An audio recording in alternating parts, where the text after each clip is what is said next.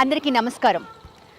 మనం ఇప్పుడు అత్తాపూర్లోని రాంబాగ్ రాముల వారి గుడికి వచ్చామండి. అత్తాపూర్లో వెరీ ఫేమస్. చెప్పాలి అని అంటే 300 సంవత్సరాల క్రితం నుంచి ఈ గుడి ఉంది. ఇక్కడ ఎన్నో రకాల షూటింగ్లు జరిగాయి. అలాగే ఇక్కడ చాలా పురాతనమైన గుడి అంటారు దీన్ని. సో ఇప్పుడు దాని విశేషాలు ఏంటి, ఎలా ఉంది, అసలు ఆ గుడి విశిష్టత ఏంటి అనేది మనం లోపలికి వెళ్ళి చూద్దాం రండి. ఇప్పుడు మనం ఎంట్రన్స్ వెళ్తున్నామండి. ఇదే రాముల వారి గుడికి ఎంట్రన్స్, మెయిన్ ఎంట్రన్స్. దీనికి 2 ఎంట్రన్స్లు ఉన్నాయి. అయితే ఫస్ట్ వచ్చేది ఏదైతే ఉంటుందో ఇది మనకి రైట్లో ఉంటుంది. అలాగే చూస్తూ ఉంటే ఇక్కడ చూడండి, దీని ద్వారం అంటారు. ఇది గర్భగుడి లోపలికి వెళ్ళడానికి, అందులోనూ మెయిన్ ఎంట్రన్స్గా దీన్ని చూస్తున్నాము. ఈ ద్వారం నుంచి మనం లోపలికి వెళ్ళిన తర్వాత చాలా పెద్ద ప్లేస్ అండి. చెప్పాలి అని అంటే ఇక్కడ ఇది ఎంత పెద్ద ప్లేస్ అని అంటే ఇక్కడ చాలా పెద్ద ఉత్సవాలు జరుపుతారు. ప్రతి ఫెస్టివల్ని కూడా చాలా అందంగా చేస్తారు. ఇంకొకటి ఏంటి అని అంటే ఇక్కడ చూడండి, రావి చెట్టు ఉంటుంది. ఎంట్రన్స్లోనే మనకి రావి చెట్టు దర్శనమిస్తుంది. ఈ రావి చెట్టు ఇక్కడ నుంచి మనం ఎగ్జాక్ట్గా లోపలికి మళ్ళీ స్ట్రైట్ పాయింట్లో వెళ్తాము. రావి చెట్టు దగ్గర నుంచి దర్శించుకొని జనాలందరూ కూడా ఇక్కడ జాతర లాగా చేసుకుంటారు. ఒక విధంగా చెప్పాలి అని అంటే లోపలికి వెళ్దాం రండి. ఎప్పుడైతే రావి చెట్టు నుంచి మనం లోపలికి వచ్చామోనండి, ఎగ్జిట్ ఎంట్రన్స్ 2 డోర్లు ఉన్నాయి మనకి ఇక్కడ. ఎందుకంటే ఇప్పుడు మనం ఎంట్రన్స్ నుంచి వెళ్తున్నాము, ఎగ్జిట్ కూడా సపరేట్గా ఉంది. ఇక్కడ చూస్తే మనకి ఇంత విశాలమైన ప్లేస్ అంటే 300 సంవత్సరాల క్రితం ఇంత పెద్ద ప్లేస్ అంటే మీరు అసలు ఆలోచించండి. అలాగే ఇంకోటి ఏంటి అంటే దేవుడు దర్శనానికి ఇక్కడ రెగ్యులర్గా రాకపోవచ్చు, కానీ మెయిన్ ఏదైనా ఫెస్టివల్స్ కానీ ఎస్పెషల్లీ దసరా రోజండి ఇంకా చెప్పాల్సిన అవసరం లేదు. ఇంత పెద్ద ప్లేస్ అయినా కిక్కిరిసినట్టుగా ఉంటుంది అంటే అసలు నమ్మలేము. రండి. ఇక రాముల వారి గుడి అంటే మనం తప్పక చూడాల్సింది ఆంజనేయ స్వామి గుడి. ఎందుకంటే ఆయన లేకుండా రాముల వారు ఉండరు. ఇది ఆంజనేయ స్వామి అండి. రాముల వారు ఉన్నారు అన్నప్పుడు ఆంజనేయ స్వామి లేకుండా ఏ రాముల వారు ఉండరు. ఎంట్రన్స్లో మనకి కనిపించేది, ఎస్పెషల్లీ మనం ఎప్పుడైతే ఎంటర్ అవుతున్నామో ఎంటర్లో మనకి రైట్లో కనిపిస్తారు ఆంజనేయ స్వామి. ఇక్కడ కూడా చాలా పెద్ద ప్లేస్ ఉంటుంది. దేవుడు నీట్గా అంటే దేవుడు దర్శనాన్ని చాలా ప్రశాంతంగా చేసుకోవచ్చు అని చెప్పొచ్చు. ఎందుకంటే అంత మంచి ప్లేస్ ఇది. ఆ తర్వాత చూస్తే మొత్తం గోశాల అండి. ఇక్కడ నుంచి ఓవరాల్గా ఇక్కడ గోశాల ఉంటుంది. ప్రతిరోజు ఇక్కడ ఎంతోమంది వస్తూ ఉంటారు. ఇక్కడ ఎస్పెషల్లీ గోశాల కోసం వచ్చేసి ఇక్కడ చాలా అంటే గోవులకి చాలా సమర్పించుకుంటూ వారి మొక్కులు చూసుకుంటూ వెళ్తారు. అయితే ఇక్కడ గోశాల కూడా చాలా పెద్దగా ఉంటుంది. ఇప్పుడు మనం గోశాల చూసాం కదా, అదే గోశాల నుంచి అలా స్ట్రైట్గా వస్తూ ఉంటే మనకి ఇక్కడ రామానుజుల వారిది కూడా ఉంటుందండి. అసలు ఈ రామానుజుది ఏంటి, ఈ హిస్టరీ ఏంటి, దీని గురించి మరిన్ని విషయాలు మనం ఇక్కడ ప్రథమ పూజారి గారు ఉన్నారు. ఆయనే శ్రీ రాంబాగ్ తిరుమలాల్ ప్రభాకర్ శ్రీనివాస్ గారు. ఆయన అడిగి మరిన్ని విషయాలు తెలుసుకుందాం. ఈయనే రామానుజాచార్యులు. సో మొత్తానికి గుడి లోపలికి వచ్చేసామండి. మీకు అర్థమైపోయింది కదా, లోపలికి వచ్చిన తర్వాత ఆంజనేయ స్వామి గుడి ఉంటుంది. అలాగే గోశాల చాలా అందంగా చాలా బాగా అనిపిస్తుంది. అక్కడి నుంచి లోపలికి వస్తే రామానుజుల వారు ఉంటారు. అయితే ఎందుకు ఈ రామానుజుల వారు ఎవరు, ఏంటి, ఇంకా అసలు ఈ గుడి విశిష్టత ఏంటి, ఇవన్నీ మనం శ్రీనివాస్ గారిని కనుక్కుందాం రండి. ఫైనల్గా అండి మనమైతే లోపలికి వచ్చేసాము. అయితే ఎంట్రన్స్ అంటే అసలు మెయిన్ రాముల వారు ఎవరైతే ఉన్నారో రాముల వారి గుడిలో అంటే గర్భగుడి దగ్గరికి వచ్చేసాము. అయితే మీరు చూడండి, ఎంట్రన్స్ అంటే ఎప్పుడైతే మనం గుడి లోపలికి ఎంటర్ అవుతున్నామో ఆ ముందుగానే అంటే పద్మనాభ స్వామి లాగా ఆయన విష్ణుమూర్తి రూపంలో పడక శయ్య మీద పడుకొని ఉన్నారు. అది మనకి ఎంటర్ కనిపిస్తూ ఉంది. ఆ నెక్స్ట్ మనం అలా లోపలికి వెళ్తూ చూద్దాం రండి. ఇంకా అయితే ఈ గుడి విశిష్టత ఎంతో ఉందండి. మనకు తెలియనివి ఎన్నో విషయాలు ఈ గుడిలో దాగి ఉన్నాయి. అసలు ఏంటి, ఎప్పుడు, ఎవరు స్థాపించారు, ఎన్ని ఇయర్స్ క్రితం ఈ గుడి ఉంది, ఈ వివరాలన్నీ మనం తెలుసుకోవాలంటే ముందుగా మనం కలవాల్సింది శ్రీనివాస్ గారిని. ఆయన మన కోసం వెయిట్ చేస్తున్నారు. రండి.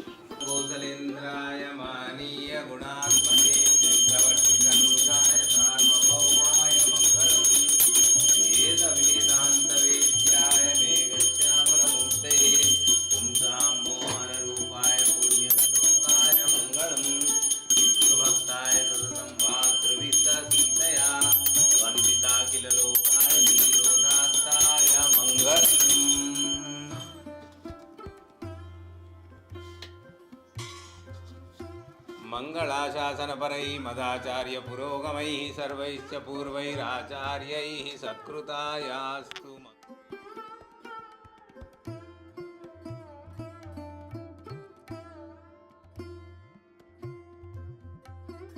అకాలముచ్చరణం సర్వవ్యాధి నివారణం సమస్త పాపశేఖరం రామచంద్రస్వామి పాదోదకం పావనం శుభం.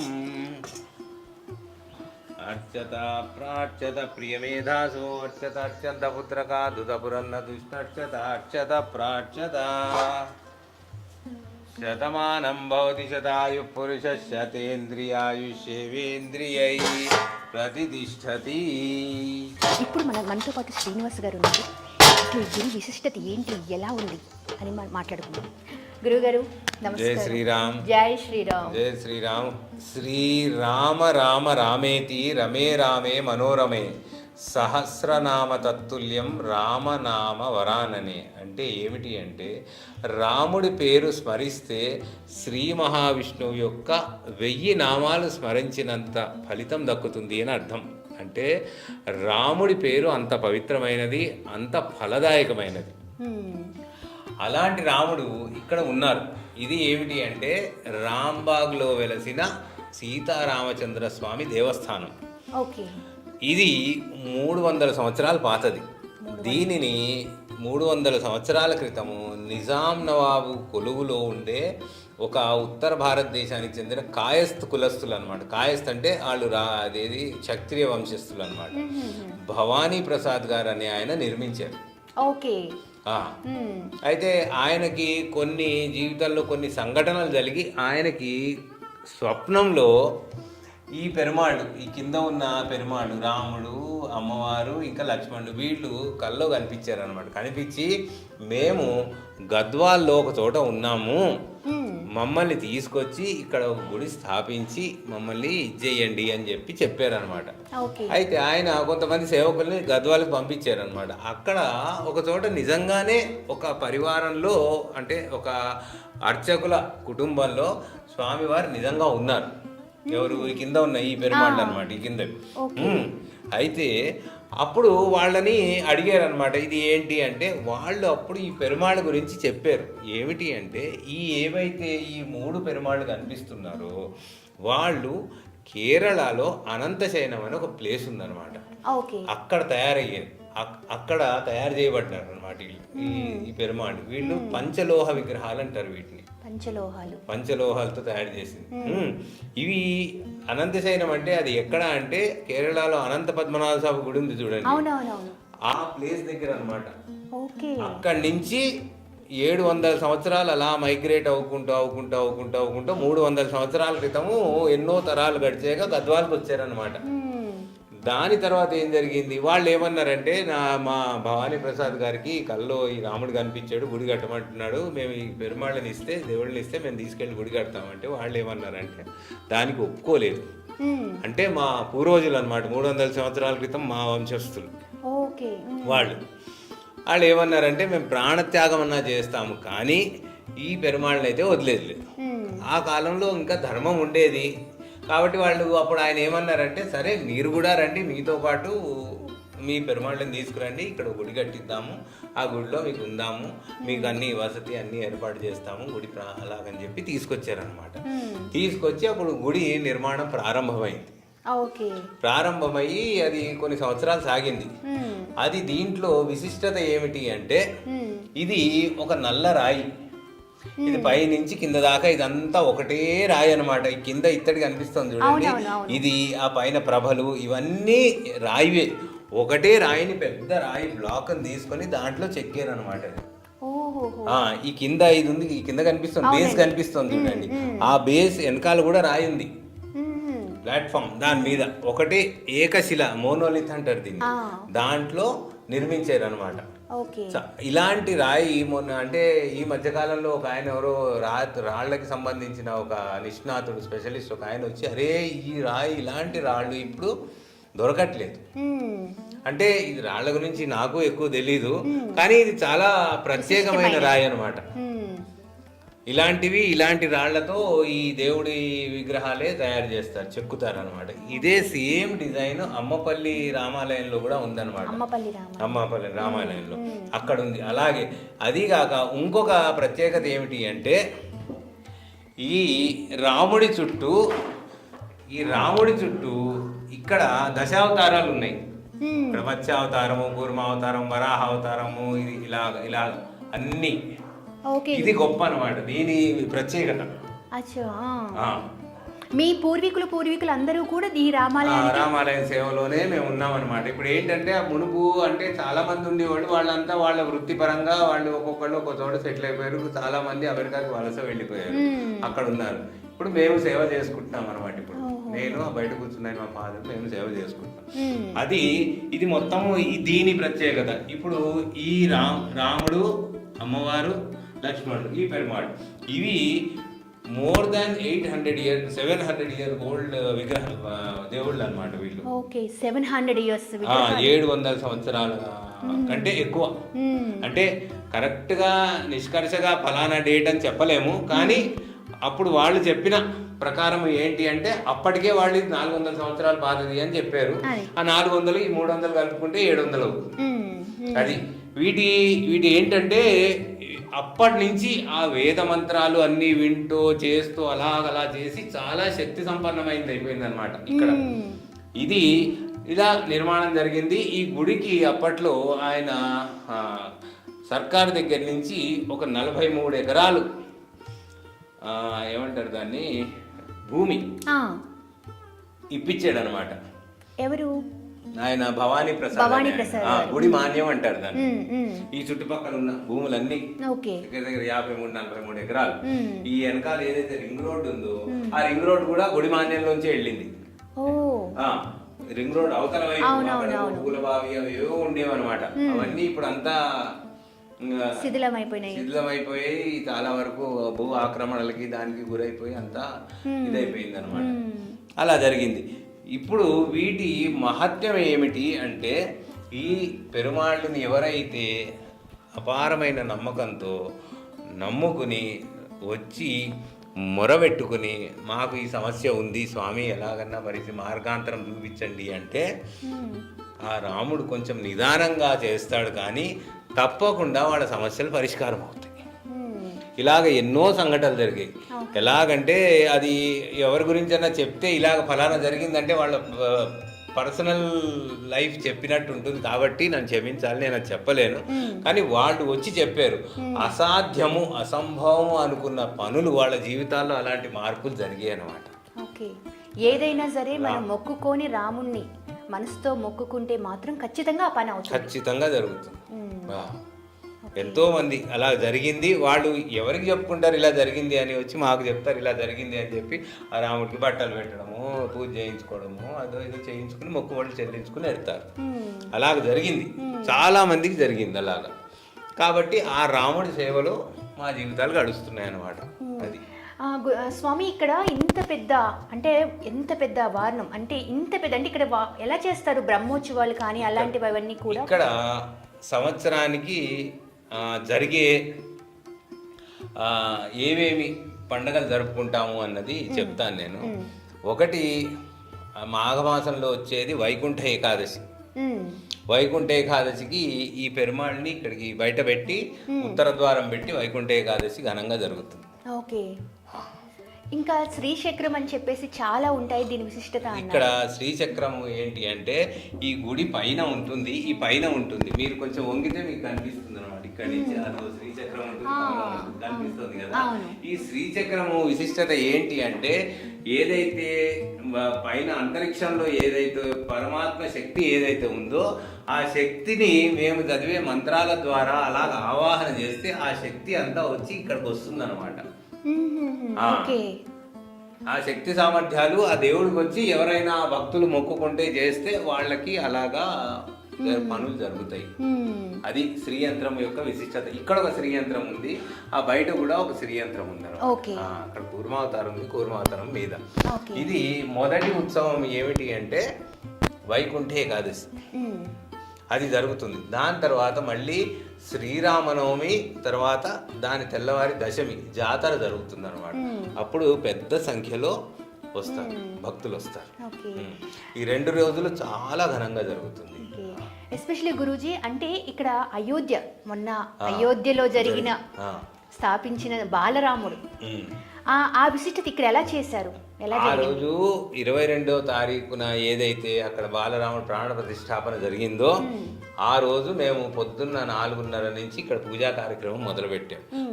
మేమంతా నిత్య పూజ అన్ని చేసుకున్న తర్వాత వేద పఠనం చేసాము. ఒక వేద పండితుడు గారిని ఆహ్వానించి ఆయన చేసి ఆయన ఇక్కడే కూర్చొని వేద పారాయణ చేశాడు.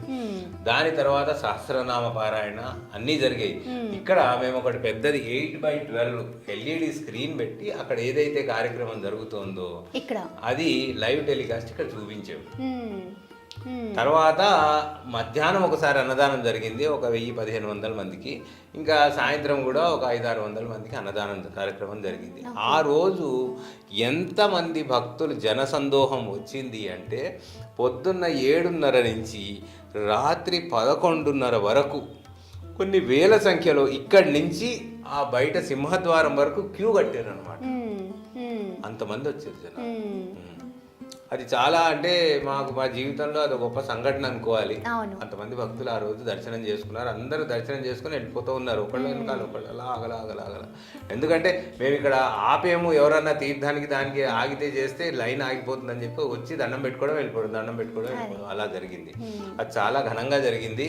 అదేంటి మన గుడిలోనే కాకుండా మొత్తం అన్ని చోట్ల భారతదేశంలో ఉన్న అన్ని రామాలయాల్లో చాలా ఘనంగా జరిగింది అది. ఇప్పుడు శ్రీరామనవమి దగ్గర ఆగేం మనం. శ్రీరామనవమి తర్వాత విజయదశమి చాలా బాగా జరుగుతుంది.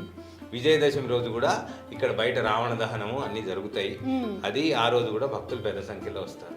ఇది కాకుండా మేము చేసే కార్యక్రమం ఏమిటి అంటే ప్రతి పౌర్ణమి రోజు ఇక్కడ సామూహిక సత్యనారాయణ వ్రతం చేస్తాం. ప్రతి పౌర్ణమి రోజు సాయంత్రం ఇక్కడ పెడతామన్నమాట. పెట్టి ఆ సత్యనారాయణ వ్రతం ఈ పెరుమాళ్ళని బయట పెట్టి చేస్తాము. చేసాక ఇక్కడ ఒక కొంతమంది భక్తులు వస్తారు ఈ చుట్టుపక్కల నుంచి, ఒక 60-70 మంది 100 మంది, వాళ్ళకి అన్న ప్రసాదం కూడా జరుగుతుంది అన్నమాట. అది ఇప్పుడు మన గుడిలో జరిగే కార్యక్రమాలు ముఖ్యమైన కార్యక్రమాలు ఇవి. ఇంకొకటి దీపావళి రోజు ఏమిటి అంటే దీపోత్సవం. ఇక్కడ దీపాలు పెడతాము, అక్కడ మొత్తం పెట్టి ఇక్కడ దీపావళి మేము మా ఇంట్లో జరుపుకోము, ఇక్కడే జరుపుకుంటాం అన్నమాట. అన్ని ఇక్కడి నుంచి ప్రాంగణం మొత్తం కొన్ని 100 దీపాలు పెడతాం. ఆ రోజు దీపాలు పెట్టడానికే మాకు 2.5 గంటలు పడుతుంది. అన్ని దీపాలు తెచ్చి వెలిగించి అన్ని ఇలా ఒక డిజైన్ లాగా పెడతాం అన్నమాట. ఇంకా గురూజీ అలా మనం ముందుకు వస్తే మీరు చెప్పారు బయట కూడా శ్రీచక్రం ఉందమ్మా, దాని విశిష్టత అని.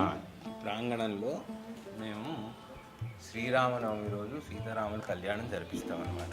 దానికోసమే ప్రత్యేకంగా నిర్మించబడింది ఇది. గొప్ప విశిష్టత ఏమిటి అంటే ఇది ఇక్కడ రాముడిని పెరుమాళ్ళని పెడతాము, పైన శ్రీయంత్రం ఉందన్నమాట. శ్రీయంత్రము విశిష్టత ఏంటి అంటే ఆ అంతరిక్షంలో ఉన్న భగవత్ శక్తిని ఆకర్షిస్తుంది అనమాట. ఆ ఆకర్షణలో సీతారాముల యొక్క కళ్యాణం జరుగుతుంది. దానివల్ల మహత్యం ఉంటుంది. ఆ భగవంతుడిని ఎవరైతే వేడుకుంటారో, వాళ్ళు నమ్ముతారో, కొలుస్తారో, వాళ్ళకి వాళ్ళ సమస్యల నుంచి పరిష్కారం దొరుకుతుంది. అది అందుకని అక్కడ ఉంది ఆ శ్రీయంత్రం. గురూజీ ఏదైనా సరే ప్రాణ ప్రతిష్ఠ చేస్తున్నారు అని అంటే ఖచ్చితంగా విగ్రహాలు ఎంత ముఖ్యమో దాని కింద పెట్టే అంతరము అంటారు. దాని గురించి మాకు పర్టికులర్గా బాగా తెలియదు, దాని గురించి కొంచెం వివరిస్తారా? ఈ దానికి కొన్ని స్పెసిఫికేషన్స్ ఉంటాయి. ఏది కింద అదేదైతే లోపల ప్రాణ ప్రతిష్ఠ చేసేటప్పుడు దాని కింద ఏవైతే పెట్టారో అది ఎప్పుడు పెట్టారు, 300 సంవత్సరాల క్రితం. అప్పుడు వాళ్ళు ఏమేమి పదార్థాలు దాంట్లో వేసారో ఆ ఎఫెక్ట్ రావడం కోసం, ఆ మహత్యం రావడం కోసము, అది ఏంటంటే ఎన్నో రకాల ఇది బంగారము, వెండి అవన్నీ వేస్తారు. అది కాక అవి ఇంకా మంత్రించిన అవి అన్నీ ఏవేవో చేస్తారు. ఆ పద్ధతులు నాకు కూడా అంత తెలియదు. కానీ అది దాన్ని చేసే ఉద్దేశం ఏంటయ్యా అంటే ఆ దేవుడికి అలా ఈ పరిసరాలకి ఆ మహత్యం ఉంటుంది అనమాట. అది ఉండడం కోసం దాని తర్వాత ఎన్నో మంత్రాలు చదివి ప్రాణ ప్రతిష్ఠ చేస్తారు. దాంట్లో చేస్తే అప్పుడు ఏంటి అంటే మనం భక్తులు ఎవరైతే వస్తారో వాళ్ళు ఏదైతే మొక్కుకుంటారో ఆ దేవుడు వాళ్ళ మొక్కుబడులు తీరుస్తాడు. అది అందుకు చేస్తారు ప్రాణ ప్రతిష్ఠ. తర్వాత గురూజీ మీ ప్రాంగణంలో ఇక్కడ గురువు గారు అని చెప్పేసి ఒకటి చూపించారు. అదే ఇలా ఇది అక్కడ రామానుజుల వారు ఉన్నారు అక్కడ. అయితే ఇలాంటిదే దీన్ని మొన్న అక్కడ శంషాబాద్లో కట్టేది చూడండి, రామానుజ వారి ఆలయం. అవునవునవును.